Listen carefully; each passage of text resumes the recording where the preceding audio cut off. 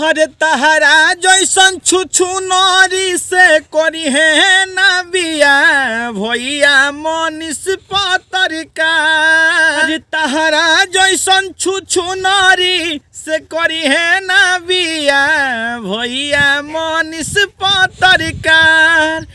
कहे पड़ेलू पीछा हो आ तहर का बाटे इच्छा हो।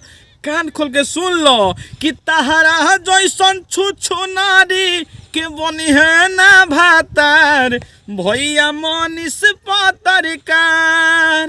अरे झूठे पीछा पड़ल बारू हाथ गोड़ धो के तहरा जैसन केतना लड़की उजमैले बाड़ियों के झूठे पीछा पड़ल बारू हाथी गोड़ धो के तहरा जैसन केतना लड़की उजमैले बाड़ियों के। अरे करी है ना बियाह जवले सुधरी ना बिहार भैया मनीष पत्रकार।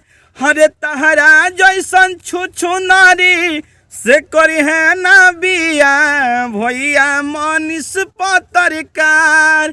अरे तहरा जैसन छुछु नारी के बनी है ना भातार भैया मनीष पत्रकार। सुधर जा सा लड़की वालू लड़की खानी रहो। दोस्तों आज हम क्यों गाना गा रहे हैं अब आप देख सकते हैं कि हम घर से बाहर आ चुके हैं और मुझे गाना पड़ रहा है क्योंकि इस टाइप का गाना मुझे अच्छा नहीं लग रहा है क्योंकि सन ऑफ बिहार है मनीष भैया और यह है मेरा ब्लॉग चैनल। तो ब्लॉग चैनल में मैं थोड़ा सा मैं गाने का प्रयास कर रहा था लेकिन आपसे कह देना चाहते हैं कि ऐसा लड़कियों को समझाना चाहिए कि अगर कोई सेलिब्रिटी है, कोई अच्छा स्टार है, कोई बड़ा स्टार है तो कभी उसके ऊपर गाना नहीं गाना चाहिए। क्योंकि अगर ऐसा लड़की अगर समाज में भोजपुरी में गा रही है तो कहीं ना कहीं हमारे भोजपुरी का नाम बदनाम हो रहा है और हम लोग भी मतलब उस टाइप का नहीं होंगे कहीं जाकर कह दे कि हमारे भोजपुरी में इस टाइप का साफ़ सुथरा चल रहा है क्योंकि हर तरह से ये लोग गंदगी फैला रही है।